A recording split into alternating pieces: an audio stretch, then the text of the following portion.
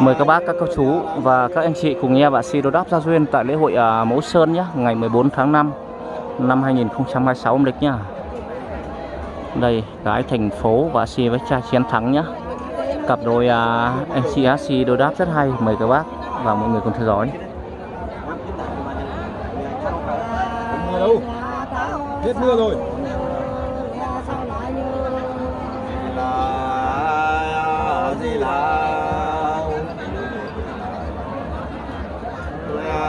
Nhà thế nữ bồi là vai ơi bạn bà nhà nắng na mùa như đèo mi ôm như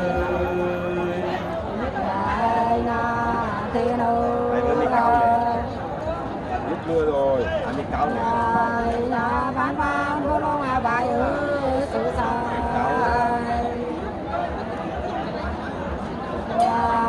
nhà khám phá tay trò như để tay ném như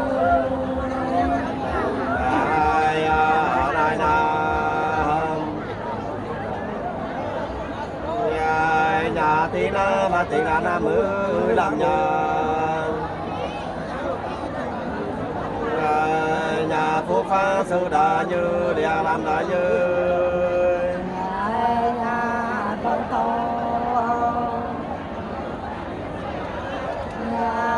nhà nó mơ mắt ra xa đời sửa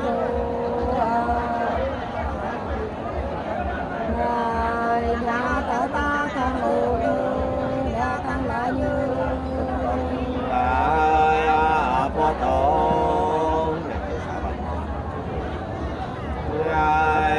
nhà chế sa bà na con nữ nhà trường nhà phi cứ hay cả ra lên là hết chữ rồi nhà con to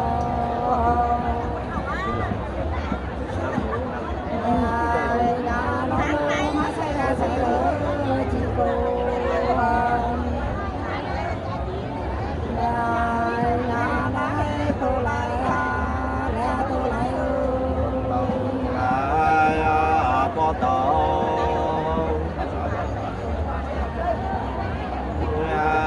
nhà ca sa nhà cả là đúng là bè nhà phát phú bài ta nữ đi phải lên nữ đẹp đẹp nữ đi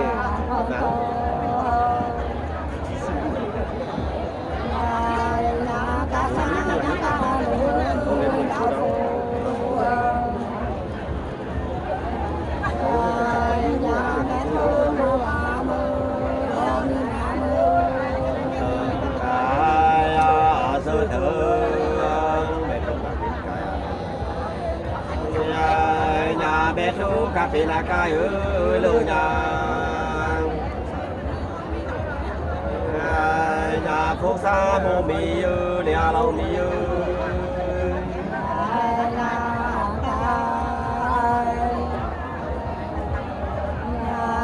nhà bán ba có nhớ hỏi ơi bán ba nhà muốn nhớ đồ mà Ba chừng lấy biến nè.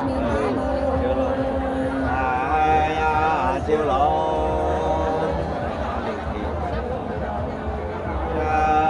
nhà na na ba linh nhà thiếu sư cô nhà thư ký hú bè nữ đi là hú ba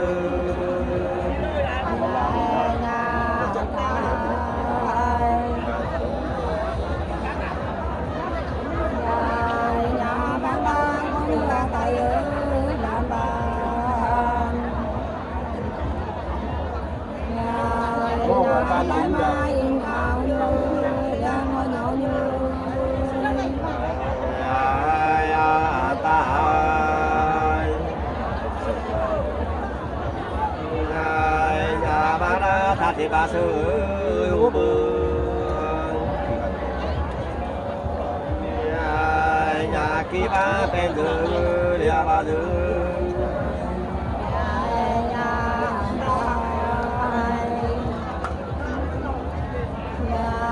nhà bán ba vô kêu cùng ơi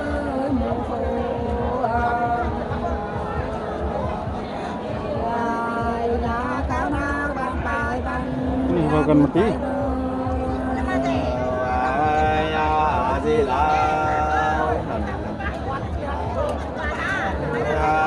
Nhà nam đi nam thổ mà lưu thu phiền nhà bên lưu bồ đại lệ mi đại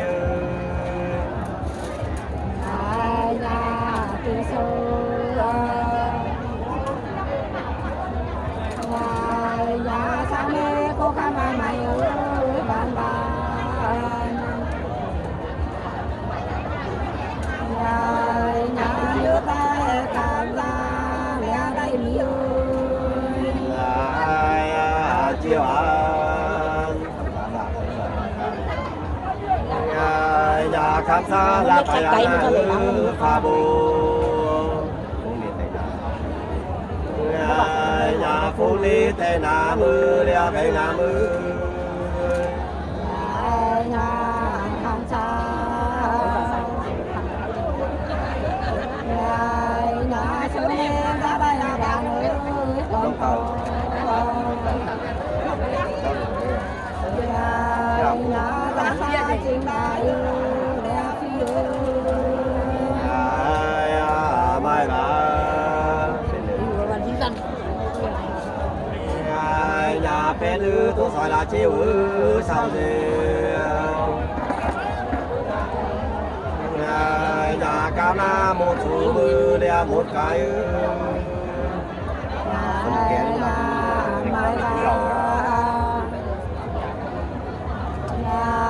nhà bé nữ sơ sơ mà thổ nữ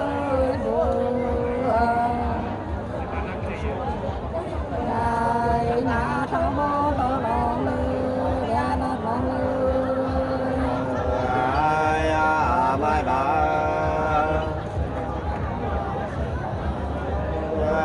nhà bé nữ say cả là kia tô sai nhà cá chi ra tàu mưa lia ra món mưa nhà mai ba nhà bé nữ say cả là cha ơi giàu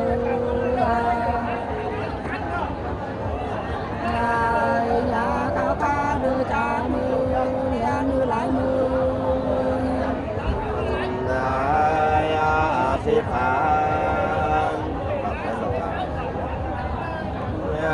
nhà khao khát bay lòng ai xuôi dài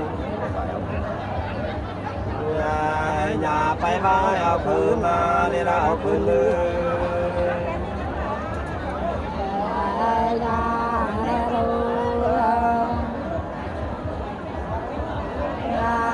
nhà bé nữ tôi say thù nữ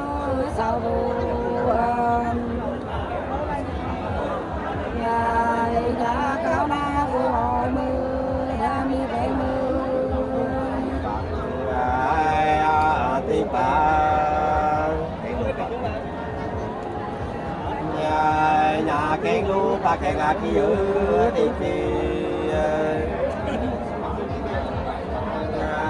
nhà nét thì một thủ mưa ra một cái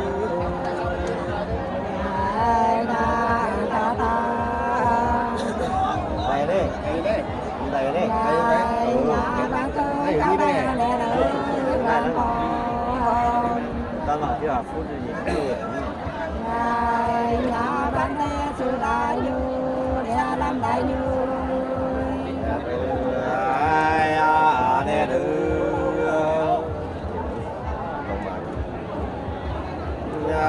nhà thế nữ miệng mà là kia mì Có vào không? nhà sau phi là khảo lư lia là Cho tí, không sao đâu. 15 phút là được. Không, một tí nữa.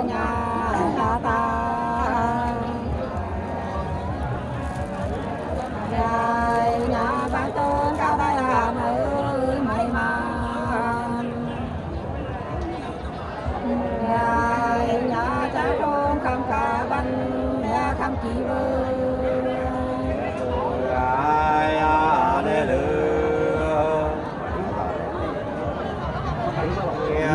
nhà cá xa ra đây là tiên nữ cho nhà nó về một số người ra một cái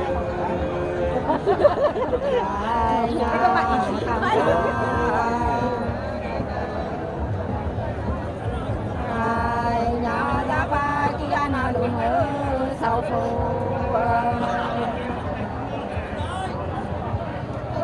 nhà cao na mùa xuân đem một cái sớm muộn nhà khán giả là đây là ba nữ sợi dài nhà ca ma đời lù như đi đời là như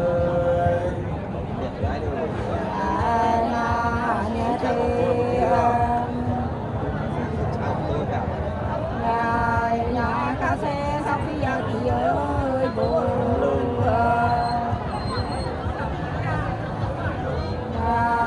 nhà xa lê tu hà ta để cái mặt thầy tô thái nhà trái mai cả mà ba nữ xin kỳ nhà ra tha phải ta nữ ya phải này nữ nhà tu sai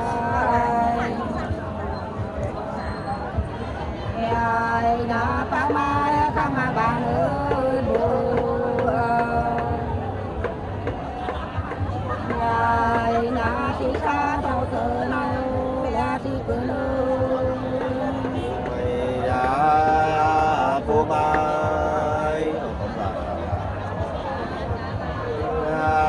nhà nó to ra khả ra là ngư sơn sao nhà quay cá cô đi ba đi ba đi nữ nhà ba ma nhà nó to phát sinh ra sổ nơi ba nào nhà cho mà thường sư đem tạo sư mai luôn nhà khấn ma là ba nữ là bèn nhà ca ma bộ thu mơ nhà mi thu mơ nhà mai luôn nhà khấn ma có qua là ở trường cao nhà nam về gì trái nơi gia gì cũng nhà mai gì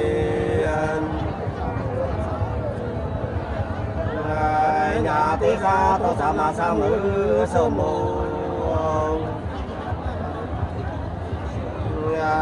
nhà cô ta đây ra lư đây ra lư nhà mai gì nhà tí xa có sai là thọ mới vợ con nhà bờ ba bu thường sư để tia lu mai gì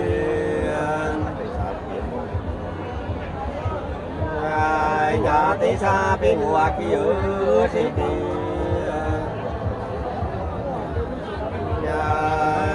nhà ta nhồi đàm na nhồi đàm lư nhà mai gì nhà tí xa ta thiên là ngàn ơi miền nào nhà đâu mà đi phải tư để năm mươi mai gì nhà khấn ma ta thì ba la ngữ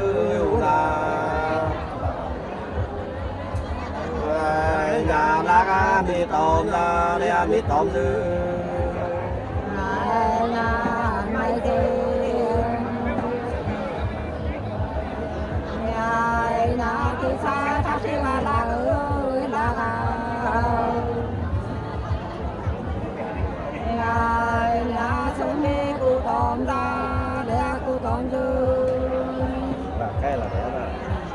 và bên bôn đấy thì và đi đấy mình Bà nói chúng bà. cái đấy xong hết rồi dạ không cứ là nó không giao được mà và lái theo là đeo xí à